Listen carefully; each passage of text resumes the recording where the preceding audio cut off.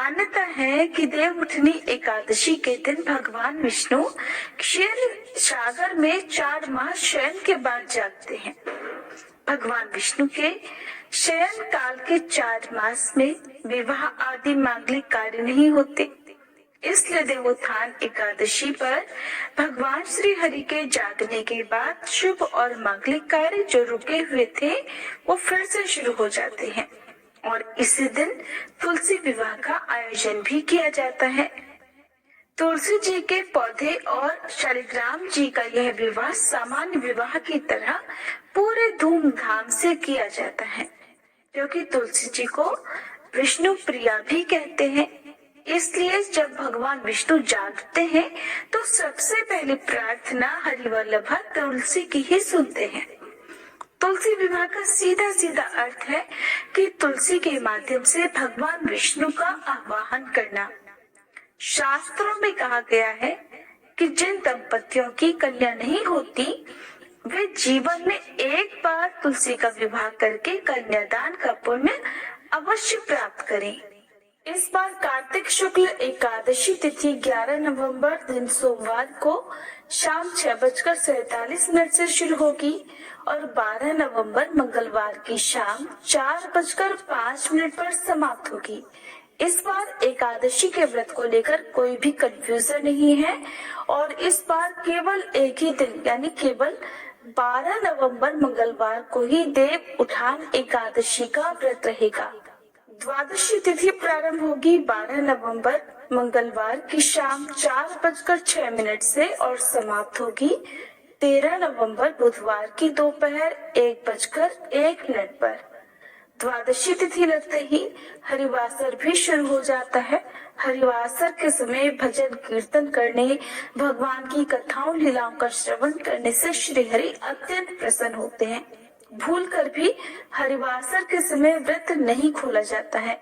अब जानिए मंगलवार के दिन रहने वाले मुहूर्तों के बारे में। 12 नवंबर मंगलवार को ब्रह्म मुहूर्त सुबह 5:06 से 5:54 तक रहेगा।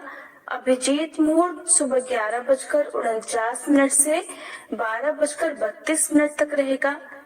एकादशी की पूजा करने का सुबह का मुहूर्त रहेगा सुबह 5:22 से 6:42 तक।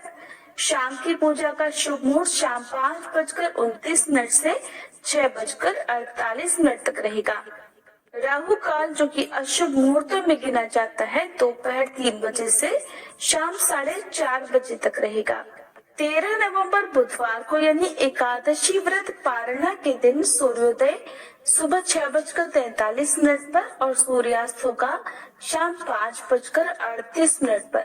ब्रह्म मुहूर्त सुबह 5:07 से 5:55 तक रहेगा। इस दिन सिद्धि योग बन रहा है जो कि दोपहर 3:26 से शुरू होगा और फिर सारा दिन रहेगा। राहु काल दोपहर 12 बजे से 1:30 बजे तक रहने वाला है। हरिवासर का समय 12 नवंबर मंगलवार को रात 9:30 बजे तक समाप्त हो जाएगा।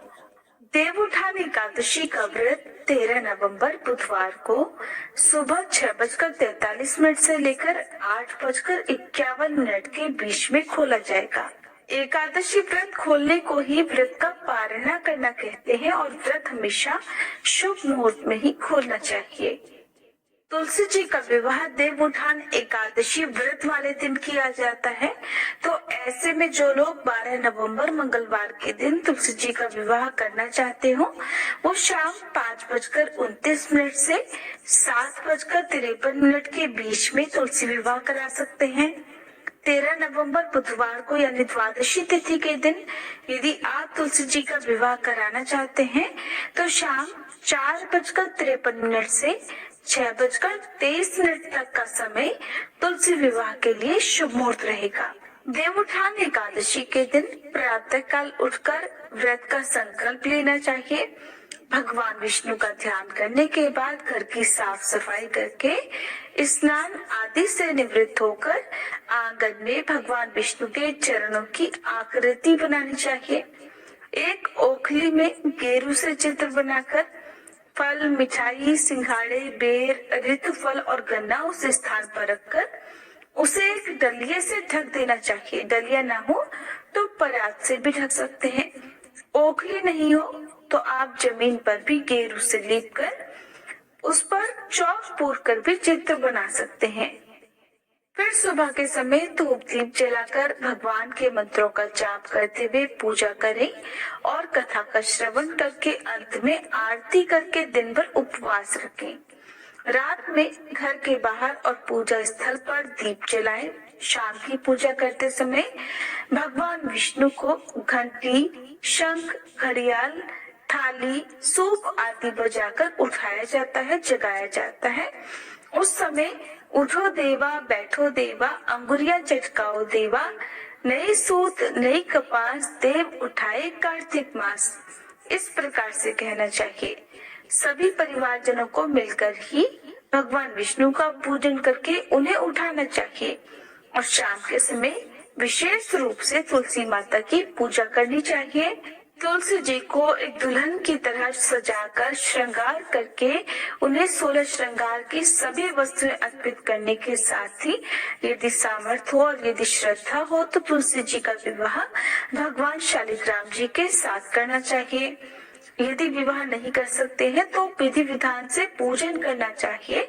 तुलसी के पौधे में शाम के समय दीप जलाना चाहिए।